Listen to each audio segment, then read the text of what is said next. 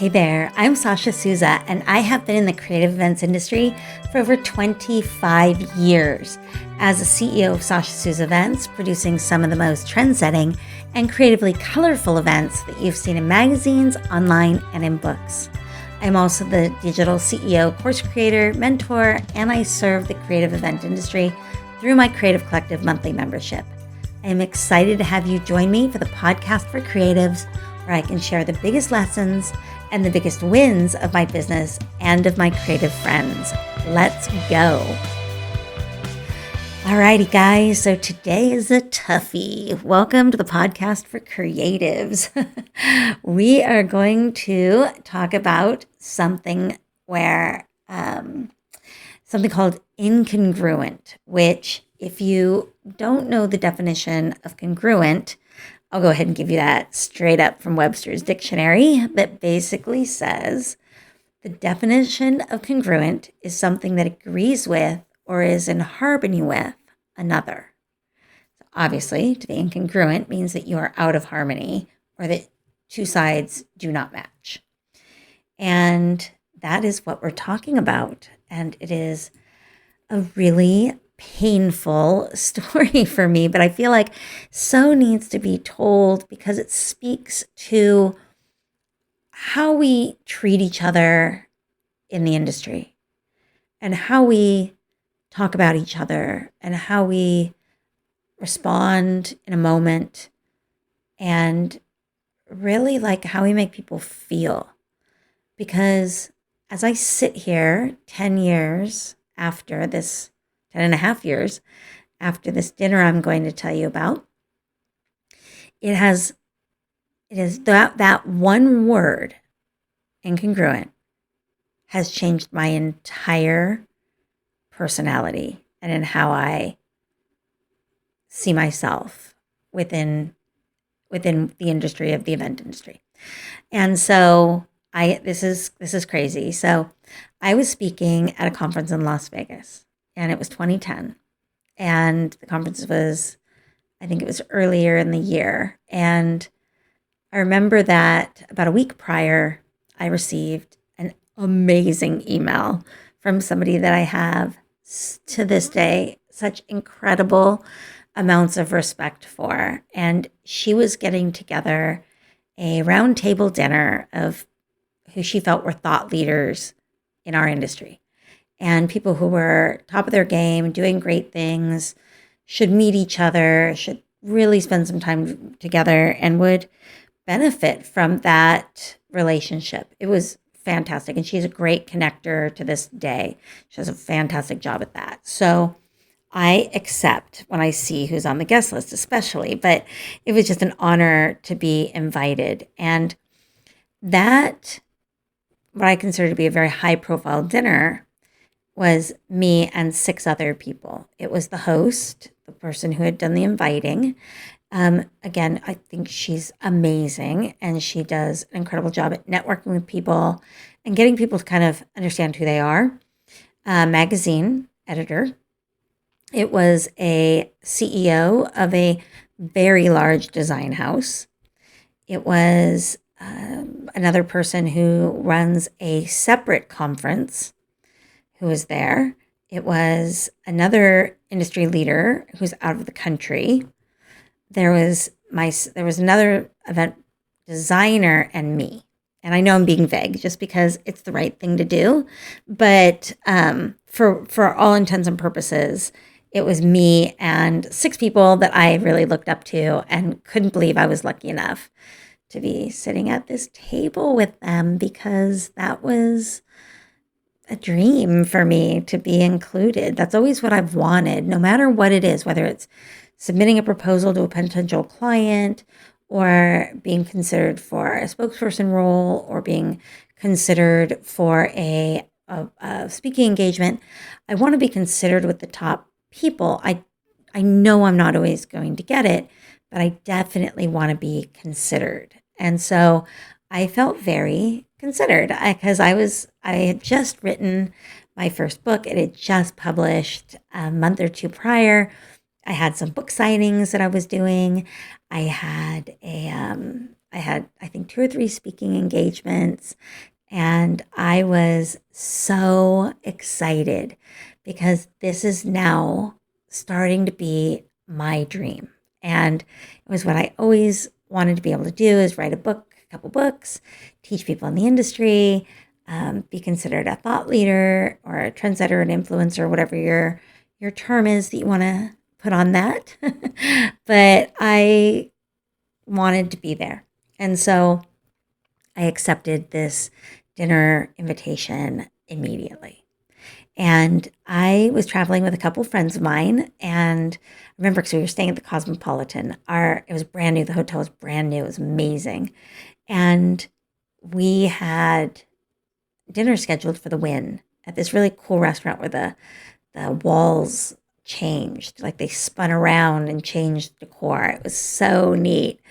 And I mean, what a cool experience that I'm in this really interesting restaurant with all of these people that I admire.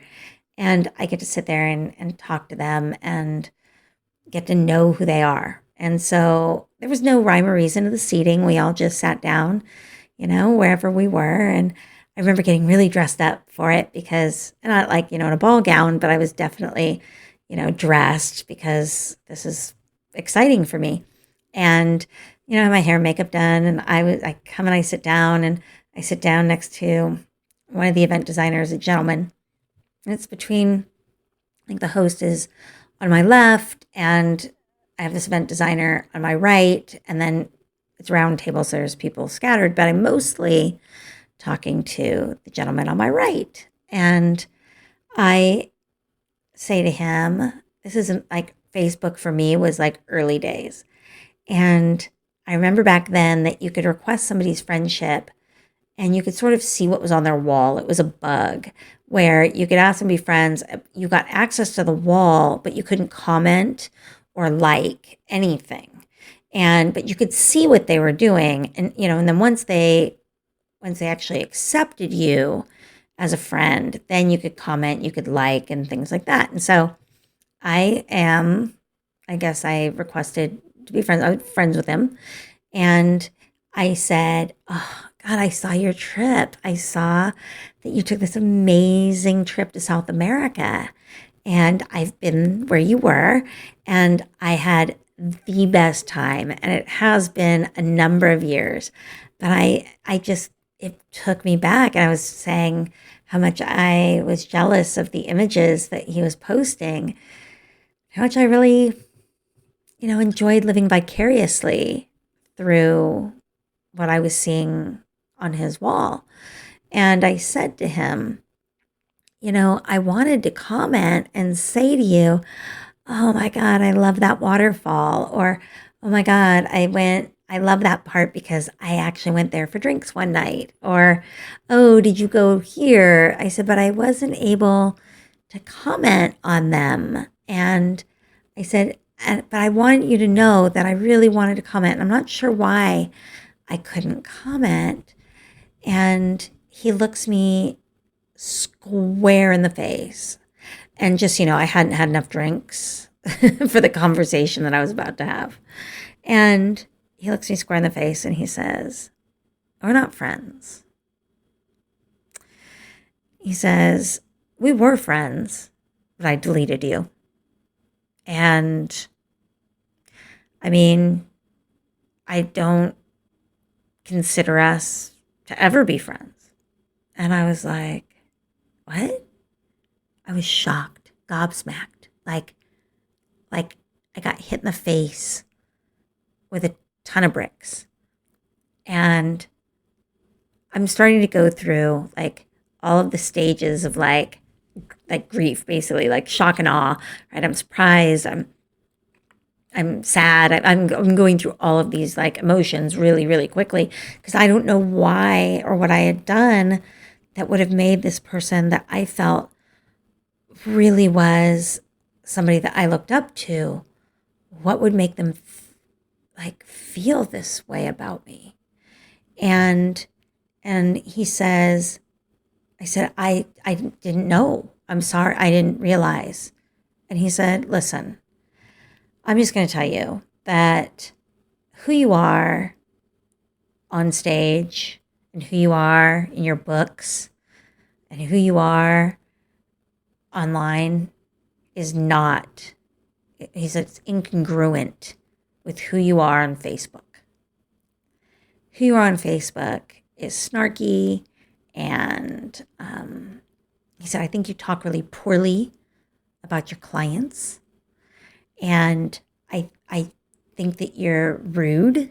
I mean, literally, he's going through every possible thing about what a terrible human being I am. And I'm sitting, and this is like, we're early into dinner, y'all.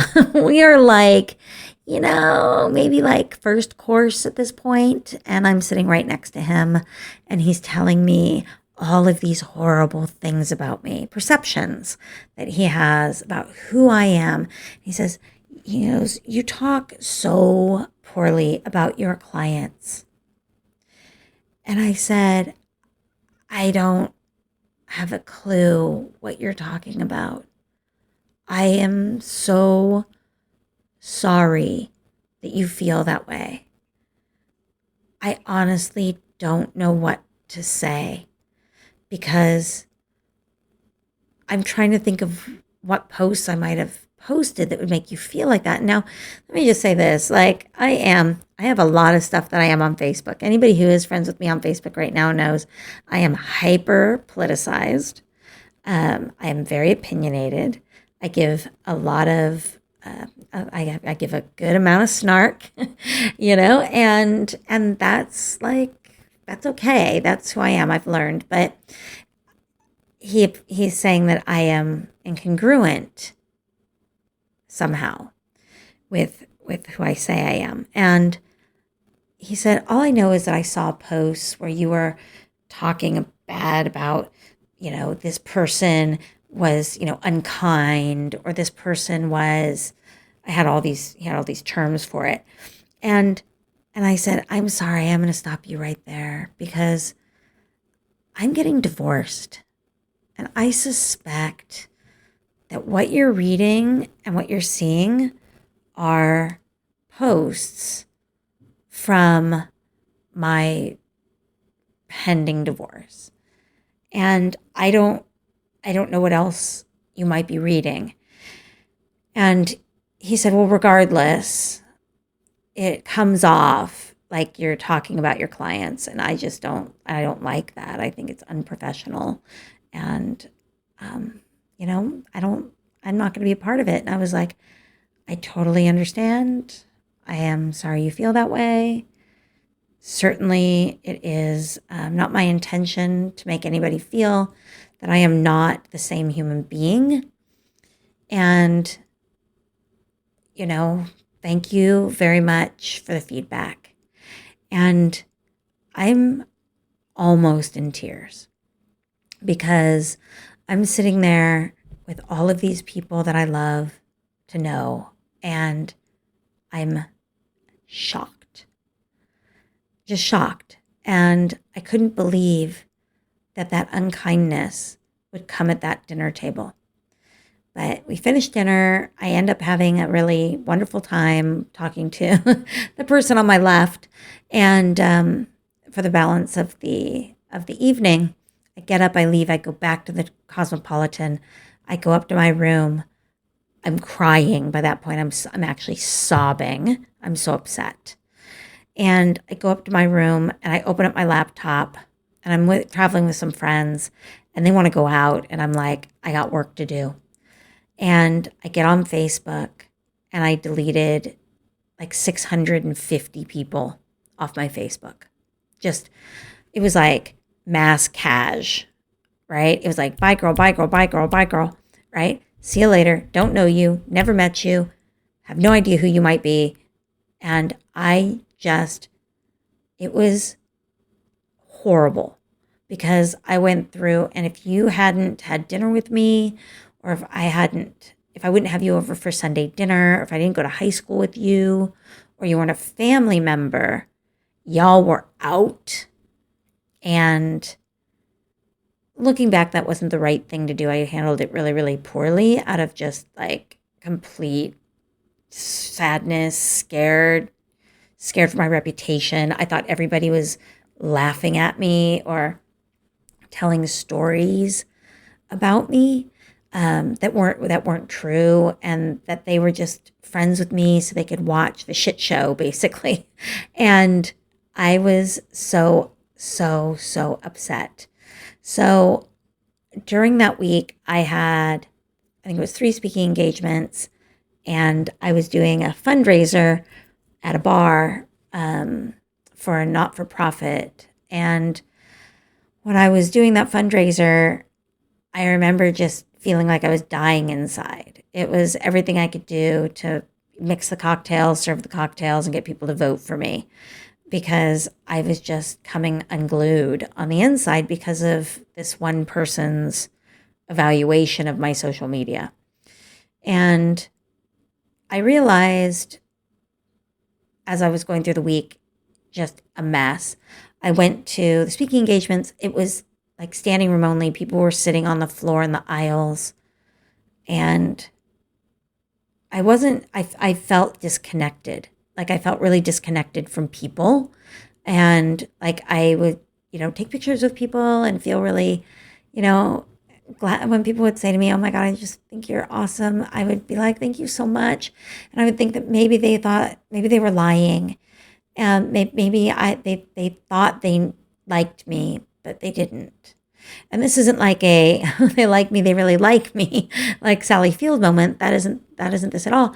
It's to say that I took this person's opinion about me and applied it, because I didn't know him, and applied it to every single other person. I put his face on everybody else that I hadn't met. And I let him get to me so incredibly deeply.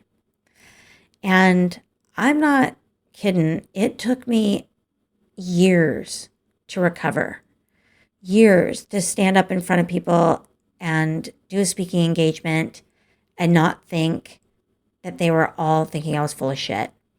I was, honest to God, I would stand up to a speaking engagement looking for people to be nodding yes, like they were in agreement with me. And the more yeses that I saw, the more I felt like they liked me.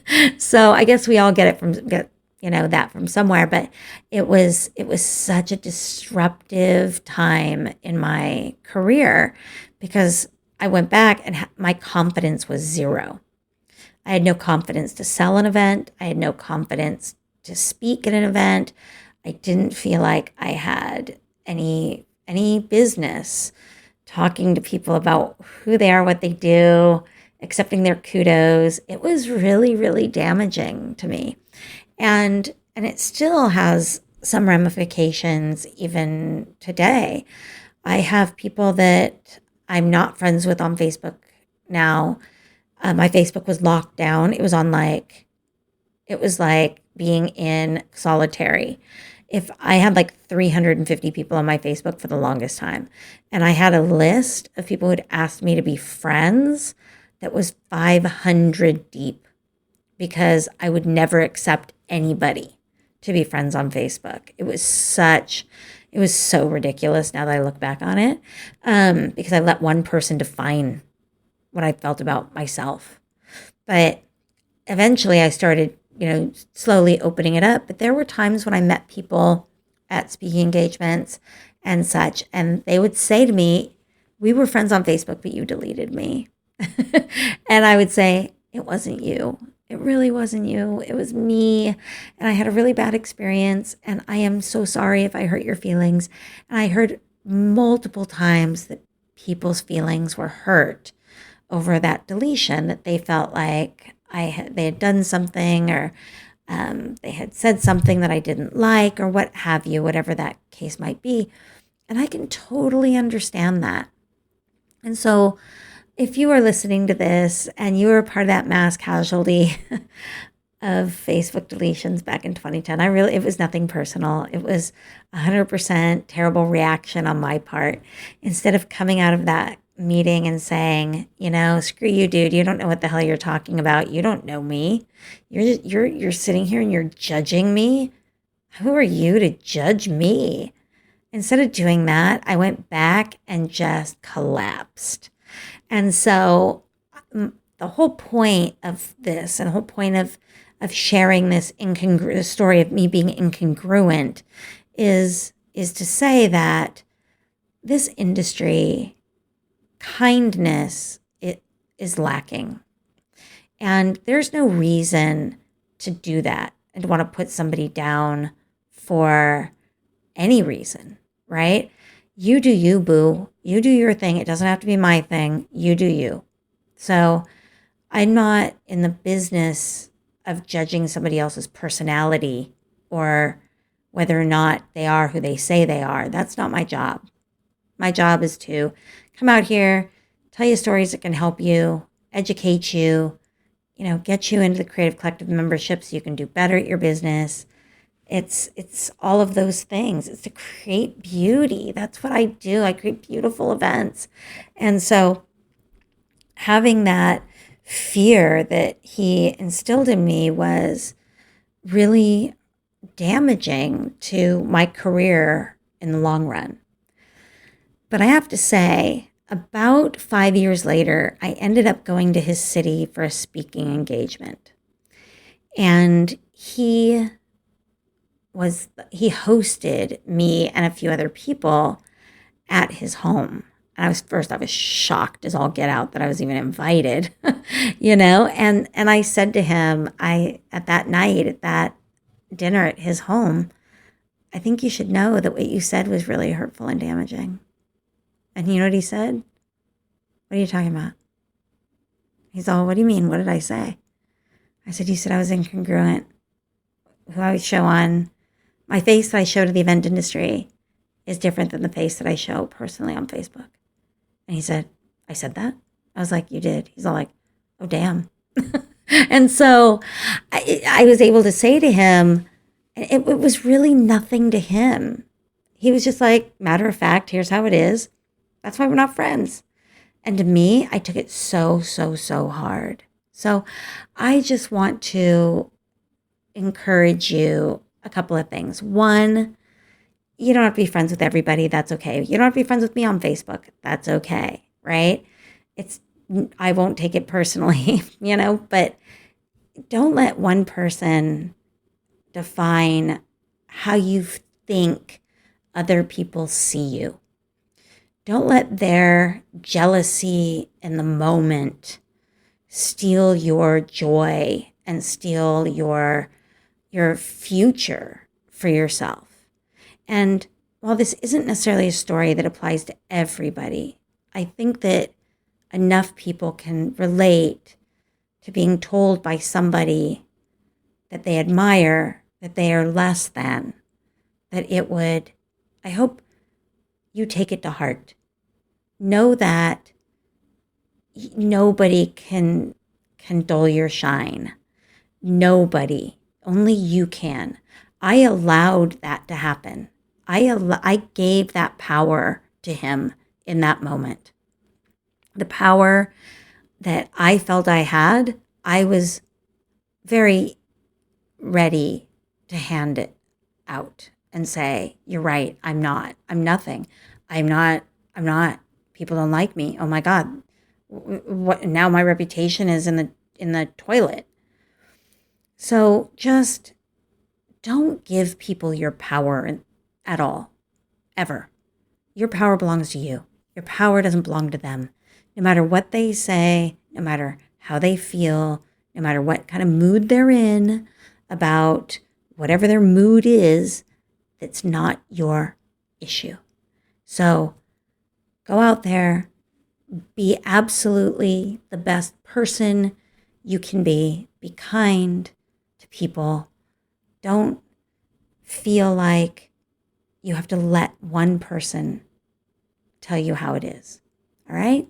Promise me that you will not ever do what I did, because it was no bueno. So anyway, I hope that you get something out of this podcast. And if you love it if you could rate it and give me a little shout out, I would adore it. I very much am putting my heart and soul into everything that we are doing right now with the Creative Collective and with our creators Facebook group and with this podcast. And so I would be so incredibly honored if you would give me a rating here and let me know how you really like it. Give us a few lines as to how it's helped you and help me build this. I would really very much appreciate it. But I do also want to remind you that the Creative Collective membership, we have about 140 people in there right now, and it's growing all the time. We are about to reopen those doors to join, which is super exciting. The group that I have of like-minded professionals and creatives is insane. We have event planners and floral designers and event designers and caterers and officiates and photographers and venues and caterers and cake bakers and all of these wonderful, wonderful creatives, musicians. And they're all working together to help make their businesses better. And it is really incredibly heartwarming. So I am hoping that you will explore the Creative Collective. And you can do that on our website at consultancyforcreatives.com. And there is a link there to get on the wait list, to be a member of the Creative Collective, and to join us in doing such great work together. All right? I'll see you next time.